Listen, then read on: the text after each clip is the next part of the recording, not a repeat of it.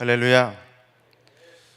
오늘도 또 가정에서 또 있는 자리에서 온라인으로 예배를 참여하시는 분들과 또 오늘 이렇게 현장에까지 오셔서 예배를 드리시는 모든 분들에게 하나님의 은혜가 넘치길 소망합니다. 오늘 여러분께서는 요한이서 한 권을 다 읽으셨습니다. 하루의 분량 중에 일부를 제가 채워드렸습니다. 좋으시죠? 집에 가서는 3서를 읽으시면 하루 분량이 금방 채워질 줄로 믿고 성경을 읽는데 우리 힘을 내면 좋겠습니다. 우리가 잘 알다시피 요한 1서, 요한 2서, 요한 3서 그리고 요한 계시록을 기록한 사람은 요한복음을 기록한 사도 요한입니다. 그 중에 이제 요한 1서에서 그 가장 중요한 내용 중에 하나가 뭐냐 하면 하나님과의 사귐에 대해서 설명을 하고 있는 게 요한 1서의 내용들입니다. 그래서 우리가 우리의 믿음을 설명할 때 내가 교회를 다닌 지가 얼마나 되었는가, 또는 예배를 잘 드리는가, 기도를 많이 하는가, 뭐 이런 것들을 묻는 것이 의미가 있기도 하겠지만, 더 명확하고 정확하고 중요한 질문은 나는 하나님과 사귐이 있는 사람인가 하는 것이죠. 그런데 이 요한 1서에서는 그 하나님과의 사귐에 대해서 설명을 합니다. 그래서 요즘같이 우리가 교회에 와서 대면 예배를 드릴 수 없는 이 시기에는 진짜 내가 하나님과 사귐이 있는 사람인가라는 이 본질적인 질문을 할 때 내 믿음의 현 주소를 발견할 수 있게 된다라고 생각이 되어집니다. 그래서 이 요한 1서에서 하나님과 이 사귐에 대해서 설명할 때 가장 중요하게 표현하고 있는 게 뭐냐 하면 예수님께 붙어 있어야 됩니다라는 표현을 합니다. 예수님께 붙어 있어야 된다. 그래서 그러면 오늘 우리가 함께 읽은 요한 2서는 무엇을 말씀하고 있는가 하면 그 예수님께 붙어 있는 것, 예수님께 붙어 있다라고 하는 그 말이 때로는 우리를 어떤 중요한 결정을 하거나 결심을 하게 만들 수도 있지만 뭔가 굉장히 추상적인 의미가 있기 때문에 과연 어떻게 하는 것이 예수님께 붙어 있는 것일까에 대해서 요한 2서가 우리에게 답을 주고 있다, 이렇게 생각하시면 좋을 것 같습니다. 그래서 사도 요한이 요한복음과 또 요한 1, 2, 3서, 요한계시록에 이르기까지 본인이 가지고 있는 통일된 주제를 가지고 계속 이야기를 전개해 나가고 있다는 걸 염두에 두시면 성경을 읽을 때 많은 도움이 될 것 같습니다. 그래서 오늘 우리가 요한 2서를 다루어 볼 텐데 먼저 요한 2서 1장 1절을 같이 다시 읽어보도록 하겠습니다. 시작. 장로인 나는 택하심을 받은 부녀와 그의 자녀들에게 편지하노니 내가 참으로 사랑하는 자요 나뿐 아니라 진리를 하는 모든 자도 그리하는 것은. 아멘. 보통 우리가 성경의 서신서들을 보면 편지를 받는 대상에 대해서 밝혀주고 있는 부분들이 서두에 나옵니다. 오늘 요한 2서도 1절에서 누구에게 이 편지를 쓰고 있는지 그 수신자를 밝혀주고 있는데, 여기에 보면 장로인 나는 택하심을 받은 누구에게 이렇게 말씀합니까? 부녀와 그의 자녀들에게 이렇게 되어 있습니다. 그죠? 그래서 영어로 보면 lady라고 되어 있는데 숙녀라는 뜻입니다. 근데 그리고 그 자녀들에게 이 편지를 보내고 있다라고 밝히고 있는데, 이 표현이 왜 흥미로운 표현인가 하면 보통 다른 서신서들에서 그 수신자를 밝힌 것들을 보면 대부분 남성에게 쓰고 있는 걸 볼 수 있습니다. 그리고 때때로 그 편지를 받는 교회 공동체를 일컫을 때가 있다라는 거죠. 그러면 우리가 이렇게 질문할 수 있을 것입니다. 그게 뭐 중요하냐? 그죠? 누구한테 쓰고 뭐가 중요하냐? 그런데 우리가 알다시피 당시 사회, 그 고대 근동 사회에는 남성 중심의 문화가 있는 사회였습니다. 그렇기 때문에 그 고대 근동 사회에서 어느 가정을 설명하거나 표현하거나 기록할 때 통상적으로 여자와 아이들은 언급하지 않았다라는 거죠. 그래서 성경의 많은 내용들을 우리가 살펴볼 때도 인원을 계수하는 문제가 나오거나 하면 통상적으로 남자만 몇 명이라고 나옵니다. 그죠? 장정만 몇 명이다 이렇게 표현합니다. 오병이어 사건을 보든지 이렇게 인원을 계수하는 사건들을 보면 그렇게 인원을 계수하는 것을 볼 때 오늘 유독 사도 요한이 부녀와 그의 자녀들이라고 표현하는 것은 의미가 있다라는 거죠. 그러니까 사도 요한이 편지를 쓸 때 그때 그 상황을 고려해서 이 여인에게, 어떤 여인인지 명확하지 않지만 편지를 쓰는 것이 아니라 그의 남편이라든지 아니면 그 가정의 가장인 누군가에게 편지를 쓰면서 이 편지를 쓰니 당신의 자녀들과 이렇게 같이 읽으십시오 이렇게 표현해도 아무런 지장이 없는, 또 이상하지 않은 그런 상황입니다. 그러나 그러한 당시의 통념에 따라서 무난히 지나갈 수 있는 상황이 있음에도 불구하고 그는 콕 집어서 여인과 자녀들이라고 표현하고 있다는 거죠. 그래서 사도 요한이 의도적으로 표현하기를 그 여자와 아이들에게 편지를 쓴다라고 지금 밝혀주고 있는 겁니다. 그런데 또 하나의 문제는 뭐냐 하면 다른 서신서들과는 다르게 그 대상이, 그 여인과 아이들이 누구인지는 또 다른 정보들이 전혀 없어요. 그래서 많은 학자들이 이 부분에 대해서 해석을 하면서 이해를 할 때 뭐라고 받아들이냐 하면, 이 명확하게 수신자를 밝히지 않는 요한 2서와 요한 3서를 보시면 명확하게 수신자를 밝히고 있는 것을 볼 때 이것은 뭔가 의미가 있다라는 거죠. 그러니까 요한이라는 사도가 서신서를 계속 쓰고 있는데 어떤 데는 명확하게 밝히고 어떤 데는 명확하게 밝히지 않았다라면 뭔가 의미가 있다라는 것입니다.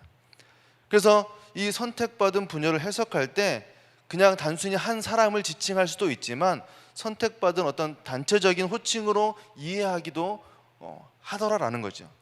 그래서 성경에도 관용적인 표현으로 어느 도시나 나라가 여인으로 의인화되어서 표현되는 경우들이 종종 있습니다. 구약의 선지서에 등장하는 시온의 딸이라는 표현이 그렇습니다. 그죠? 또 신약에 와서도 교회를 의인화하여서 보편적인 교회를 다룰 때 요한계시록에서는 남편을 위하여 단장한 신부로 표현하기도 합니다. 여성으로 의인화해서 이제 표현되는 거죠. 그래서 이와 같은 해석에 따라서 우리가 요한 2서를 본다면 선택받은 이 부녀라고 했을 때 이 선택받은 부녀는 어떤 특정한 대상이라기보다 그 지역 교회를 의미한다라고 보는 것이 합당하다라는 게 학자들의 견해입니다. 그래서 그 지역 교회와 그 교회 일원들을 일컬을 때 그 부녀와 자녀들이라고 표현했다라고 보는 것이 합당하다는 거죠.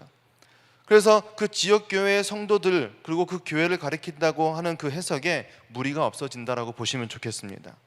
따라서 이 부녀를 한 교회로, 그리고 자녀들을 그 교회 성도들로 이해하면서 우리가 이 말씀을 본다라면 이해할 수 있는 한 가지가 있는데, 남성 위주의 사회적 통념 안에서 여성을 일컬어서 표현하면서 이 편지를 받는 대상들을 분명하게 확대시켜 놓았다라는 것은 하나님의 말씀 앞에서는 누구나 다 존귀한 존재여야 된다라는 것을 이 사도 요한은 말하고 싶었다라는 것이 보여지는 것이죠. 그의 의도가 드러나는 것이죠.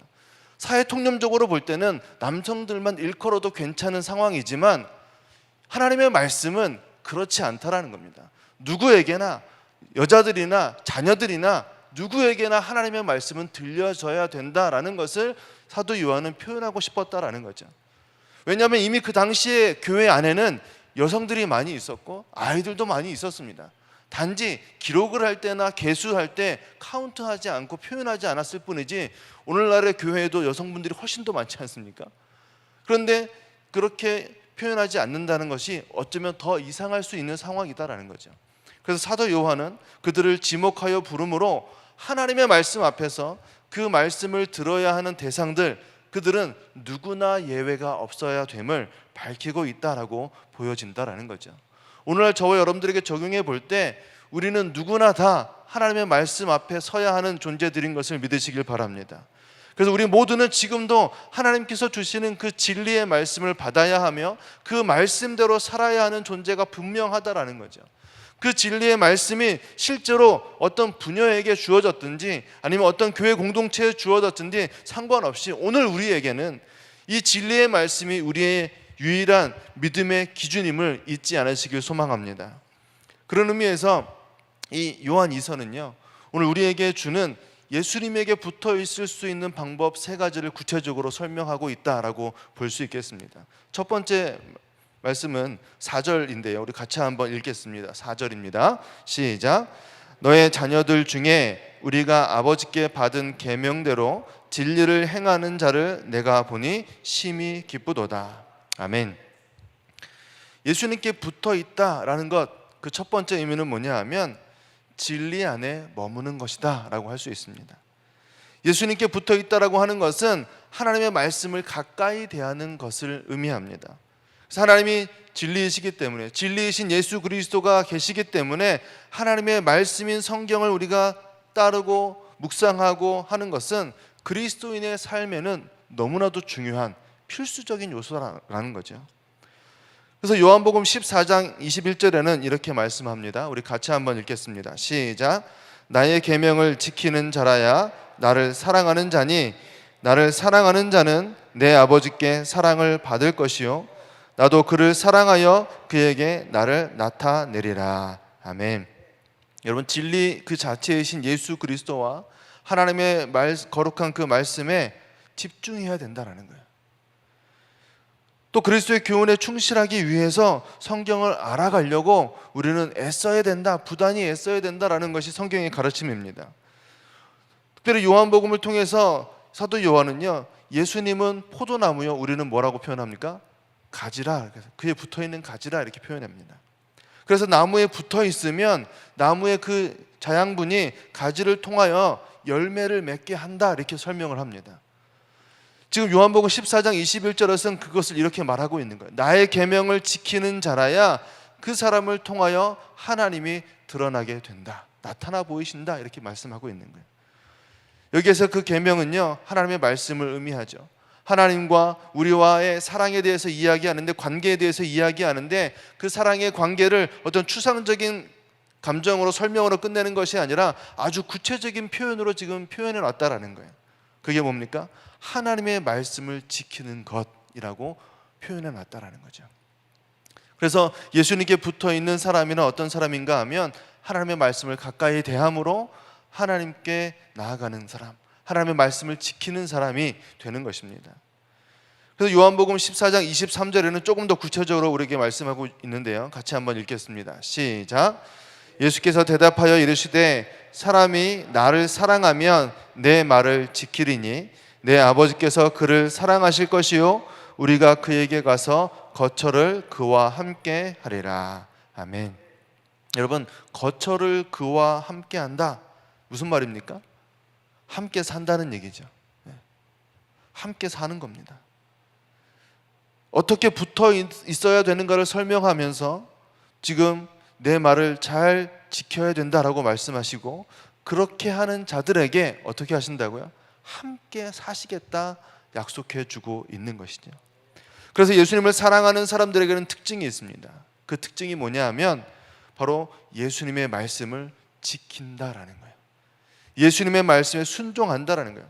그 사람과 함께 사시겠다라고 하신 그 말씀이 그들의 삶에서 나타나게 되는 줄을 믿으시길 바랍니다. 바로 이것이 하나님의 약속인 거죠. 저와 여러분들은 어떠한 삶을 살고 있습니까?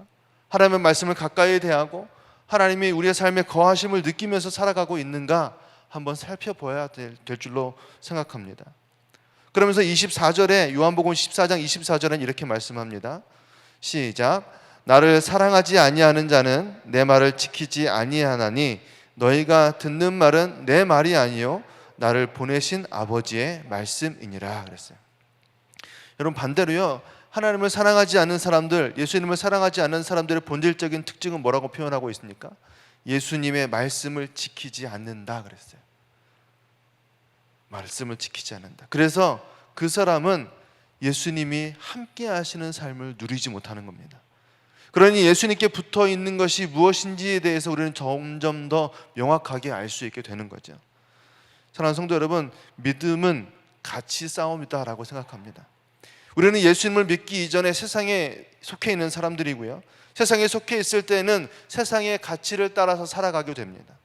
세상에서 배운 방법과 목적을 가지고 살아가고, 그런데 믿음을 가졌다라고 할 때 뭐가 달라지는 것이냐 하면 세상에 속해 있지만 하나님을 따라서, 하나님의 말씀을 따라서 살아가는 사람으로 변화해야 된다라는 것을 의미한다라는 것이죠.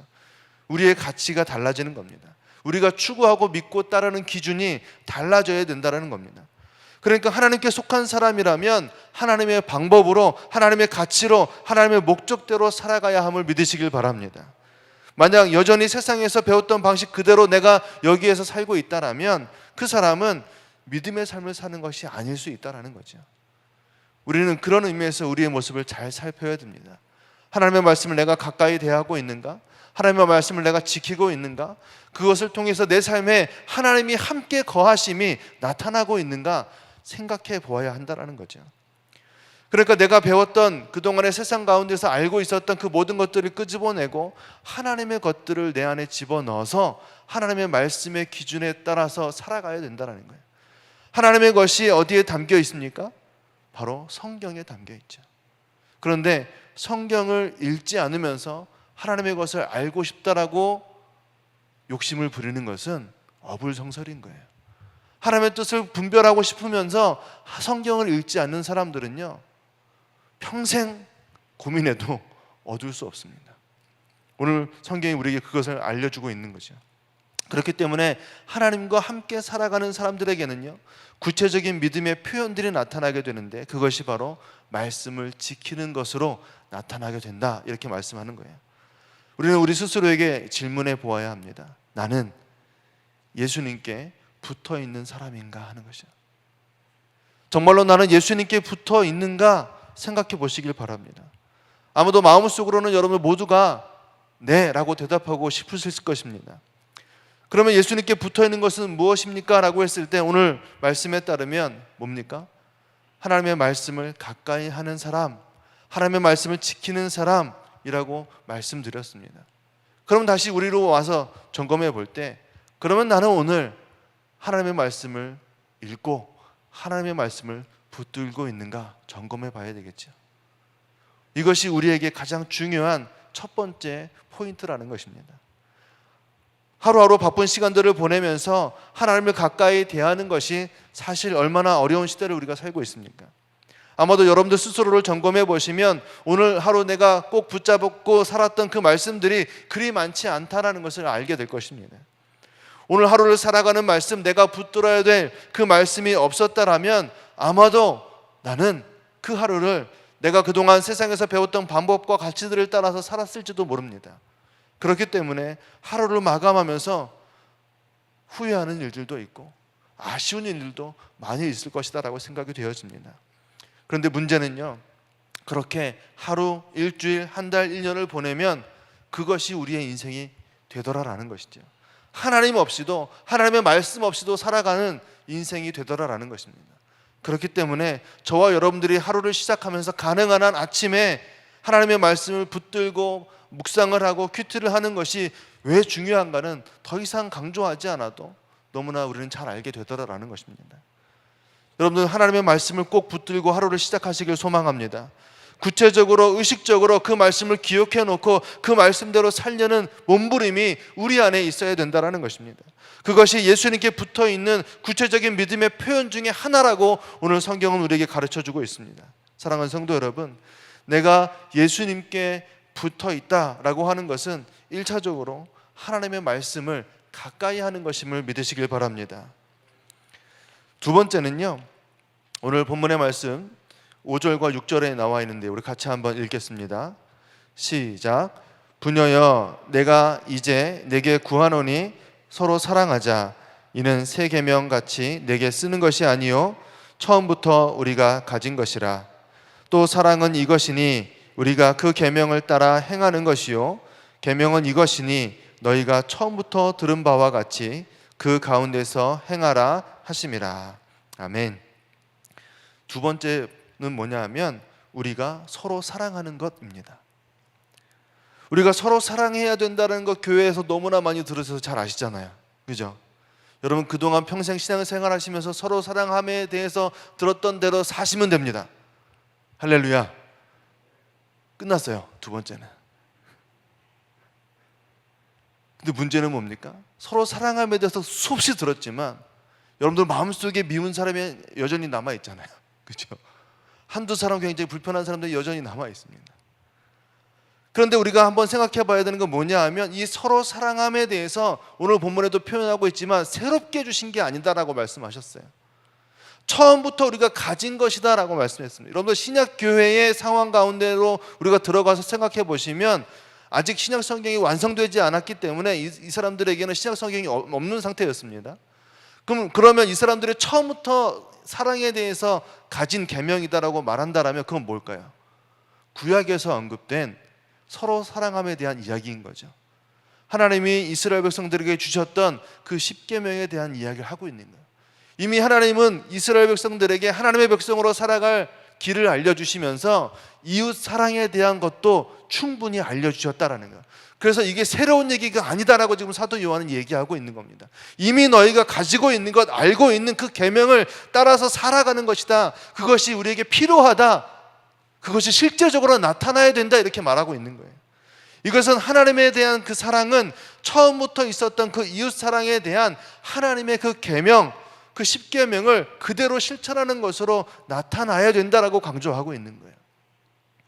여기서 우리는 믿음과 행함, 또 하나님 사랑과 이웃 사랑의 그 관계에 있어서 이 둘이 결코 떨어져서 별개로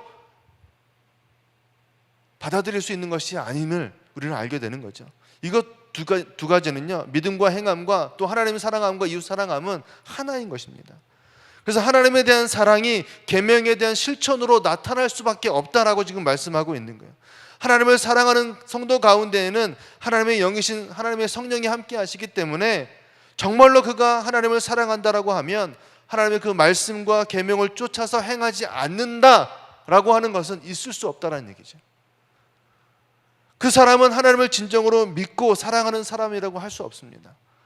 내가 하나님을 사랑한다라고 말은 하는데 내 삶의 모습들을 통해서 이웃을 사랑하는 모습이 나타나지 않는 사람, 그 사람은 반대로 하나님을 사랑하지 않는 사람일 수 있다는 거예요. 여러분 무섭지 않습니까? 나는 하나님을 사랑하는 것 같은데 하나님 분명히 말씀하시기를 우리의 삶을 통해서 진정으로 하나님을 사랑함이 이웃을 사랑함으로 나타나지 않으면, 그 계명을 지키는 것으로 나타나지 않으면 하나님을 사랑하는 게 아닐 수 있다는 힌트를 오늘 우리에게 주고 있는 거예요. 그러니 우리는 우리의 모습을, 우리의 삶의 모습들을 정말로 정직하게 돌아봐야 된다는 거죠. 하나님의 계명을 쫓아서 그 사랑을 실천하지 않을 수 없다. 이게 지금 사도 요한의 일침인 겁니다. 정말로 너희가 하나님을 사랑한다라면 너희를 통해서 하나님을 사랑함이 나타나야 된다는 거예요. 그래서 여러분 요한복음 13장에서는 이렇게 말씀합니다. 요한복음 13장 35절 말씀인데요. 같이 읽겠습니다. 시작. 너희가 서로 사랑하면 이로써 모든 사람이 너희가 내 제자인 줄 알리라. 아멘. 무슨 말입니까? 너무나도 많이 들었던 말씀이죠. 교회가 이렇게 모여있고 믿는 사람들이 모여있는데 저와 여러분들이 하나님의 사람들이라는 것을 알 수 있는 증거는 바로 우리가 서로 사랑하는 것, 이웃에 대해서 서로 사랑함을 나타내는 것, 우리가 서로 사랑하는 것이 다른 사람들에게 보여질 때 그때에야 비로소 내가 예수님의 제자라는 게 증명이 된다라는 거, 그렇게 말씀하고 계신 거예요. 그러니 여러분들 이웃들에게 가서 정직하게 한 10분 붙잡고 물어봐 보시기 바랍니다. 나를 통해서, 무섭죠 여러분? 나를 통해서 이웃 사랑을 경험해 보셨습니까? 물어보시면 그 10분이 정말로 아유 그럼요 집사님, 그럼요 장로님, 그럼요 권사님, 장로님 때문에 내가 하나님의 사랑을 얼마나 발견하는데요, 이렇게 대답하면 나는 뭐예요? 예수님의 제자답게 잘 살고 있는 거고, 그렇지 않으면 회개와 반성의 시간을 가져야 되는 거죠. 여러분 예수님의 제자가 된다라는 것에 대해서 교회가 커지거나 교회가 화려해지거나 교회가 많아지는 것, 그렇게 설명하지 않고 있습니다. 너희가 서로 사랑하면 이라고 하는 그 말씀을 우리가 기억하시길 바랍니다. 너희가 서로 사랑하면, 우리 교회가 그 사랑을 실천하면 그 사랑을 통해서 우리가 예수님의 제자인 것을 다른 사람들이 알게 될 거다. 오늘 그렇게 말씀하고 있는 이 말씀을 기억하시길 바랍니다. 우리가 하나님을 믿는 공동체라는 것을 증명하는 방법은 이 사랑의 계명을 지키는 것밖에 없다라고 말씀하고 있는 거죠. 그러면 서로 사랑한다라고 했을 때 구체적으로 이거는 뭐로 나타내야 되는가? 제가 묵상하는 가운데 떠오른 것은 바로 이겁니다. 서로를 도와주는 것부터 시작하자는 거예요. 여러분들 옆에 있는 분들 또는 내 주변에 있는 가정에 살고 있는 사람들을 향하여서 내가 받은 그 계명을 실천함에 있어서 구체적인 행동으로 할 수 있는 가장 쉬운 방법을 제가 생각해 보니 도와주는 것이었습니다. 저와 여러분들이 누군가를 사랑한다라고 하는 것은 단순히 추상적인 것으로 끝나서는 안 된다라는 거예요. 누군가를 도와주는 구체적인 모습으로 나타나야 된다라는 것입니다. 여러분들이 가진 얼굴의 표현으로 또는 여러분들의 시간으로, 물질로, 재능으로 그것들을 가지고 다른 사람들을 도와주고 나누어 주면서 그들과 만나고 교제하면서 하나님의 그 사랑이 표현되는 줄을 믿으시길 바랍니다. 그래서 표정 하나도 굉장히 중요한 거죠. 하나님의 사랑이 나를 통해서 나타나게 되는 것입니다.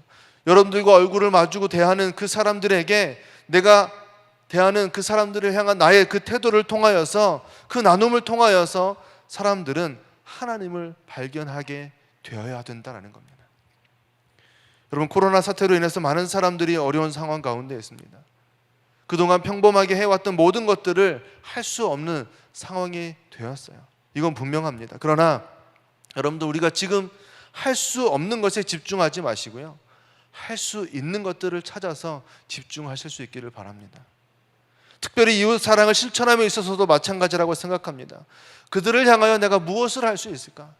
그들을 향하여 고민하고 또 그들을 향하여 그리스도의 사랑으로 섬기고 나누며 살아갈 때 우리를 통하여서 하나님의 영광이 드러나는 일들이 있게 될 줄로 믿습니다.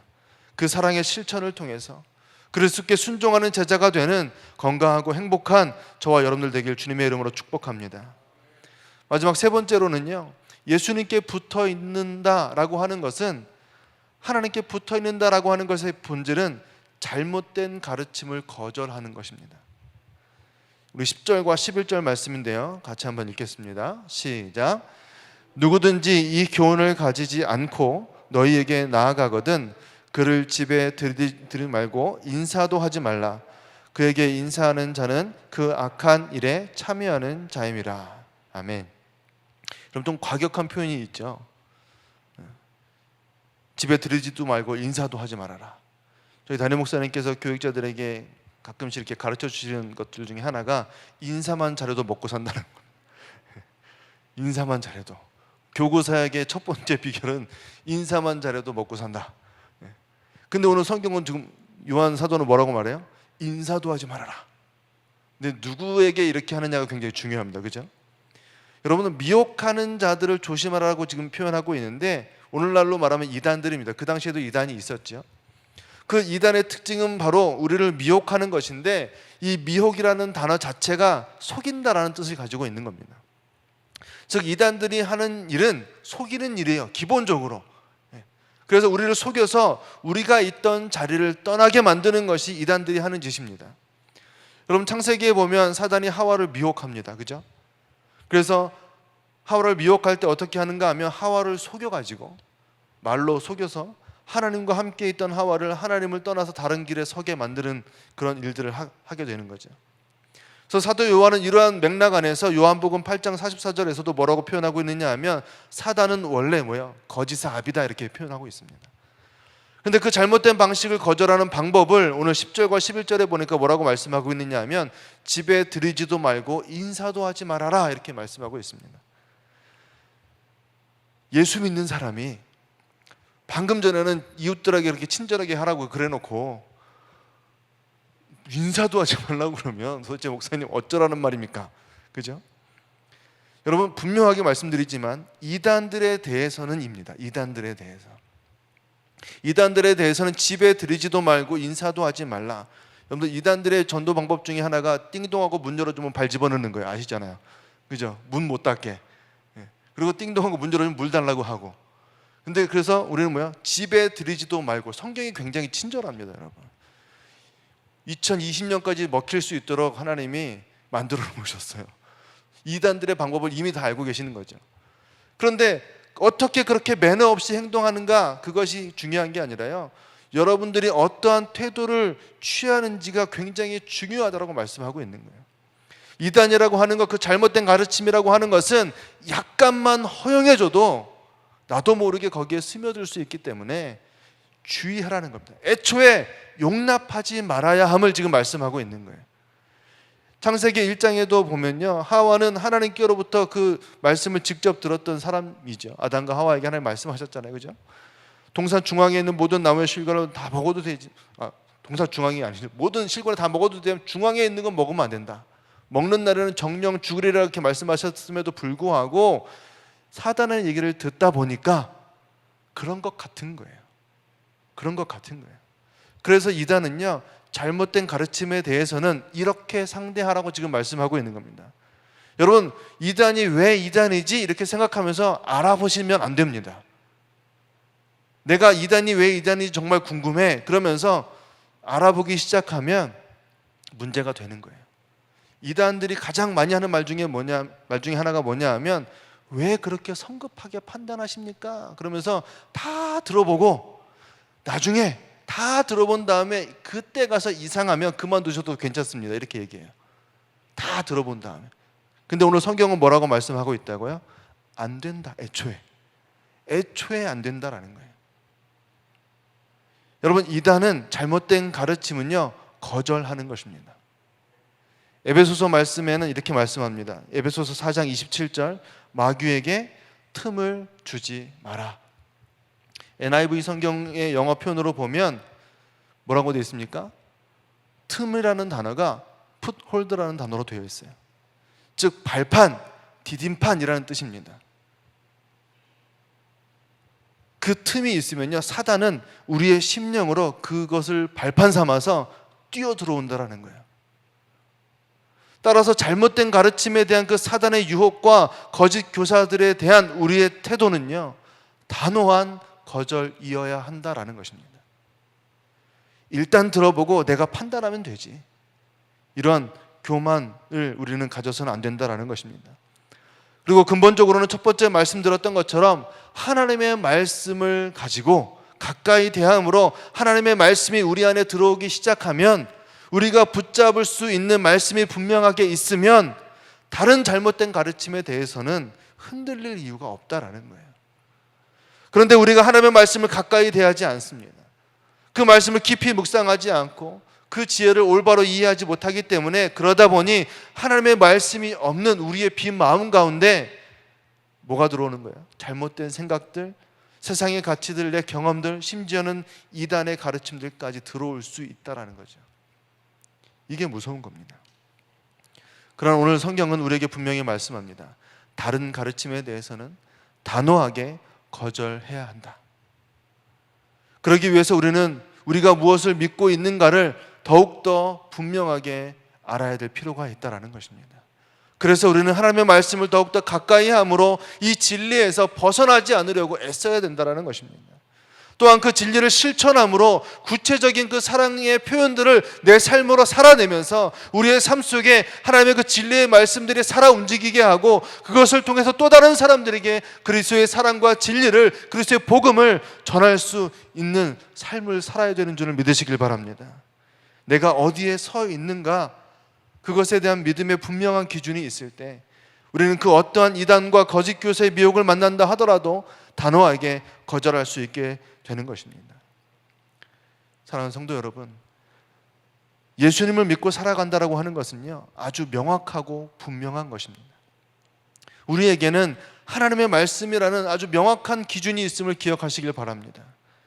그 진리의 말씀 안에 머물러야 되고, 그 말씀을 따라서 우리는 서로 사랑하며 살아가야 되고, 잘못된 가르침들에 대해서는 단호히 거절할 수 있는 분명한 믿음의 기준이 저와 여러분들에게 있기를 소망합니다.